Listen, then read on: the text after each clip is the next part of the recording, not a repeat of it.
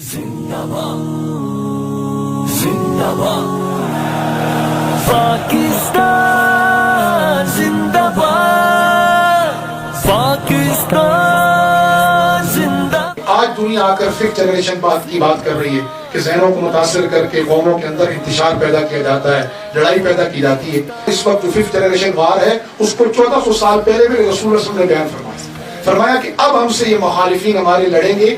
کس میدان میں؟ فرمایا یہ اب پروپیگنڈے کے محاذ پہ لڑیں گے. یہ الفاظ ہیں میرے نہیں، رسول اللہ صلی اللہ علیہ وسلم کے. اور فرمایا کہ ہمارے جو نو مسلم قبائل ہیں یہ ان کو ہم سے بدزن کریں گے، ہمارے حلیف قبائل کے کو ہم سے بدزن کریں گے، ہمارے لوگوں کو جو ہمارے آس پاس بستے ہیں ان کی اور ہمارے درمیان نفرتیں پیدا کریں گے. پہلا انفارمیشن ڈپارٹمنٹ یا پہلا ISPR جو رسول اللہ صلی اللہ علیہ وسلم نے بنایا وہ 4 افراد پہ مشتمل تھا. اس وقت جو ذرائع ابلاغ تھے نا سر، وہ 2 تھے جن کے ذریعے اپنی بات لوگوں کو کرنے کی جاتی تھی یا اپنا بیانیہ بنا کر لوگوں کو اس بیانیے پر لایا جاتا تھا.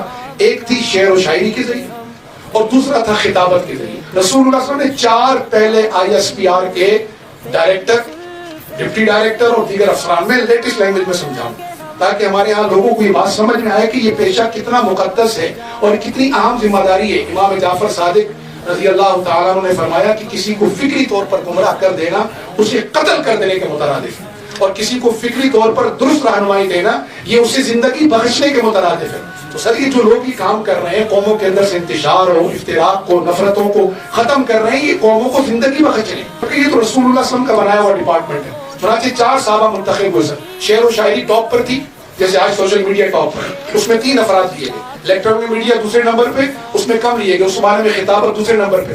1 فرد لیے گئے ثابت ابن قیس، اور ادھر حضرت عبداللہ ابن رواحہ جیسے لوگ، حسان ابن ثابت جو اس فن کے ایکسپرٹ تھے، ایتھینٹک تھے، جو لوگ جن کی بات کو وزن نہیں معیار بنا جاتا تھا. رسول اللہ صلی اللہ علیہ وسلم نے خود کھڑے ہو کر کتنے مواقع پر تھپکی دے کر اپنے ترجمانوں کو کہا کہ اٹھو اور میرا اس نیریٹو کے مقابلے پہ کاؤنٹر نیریٹو پیش کرو.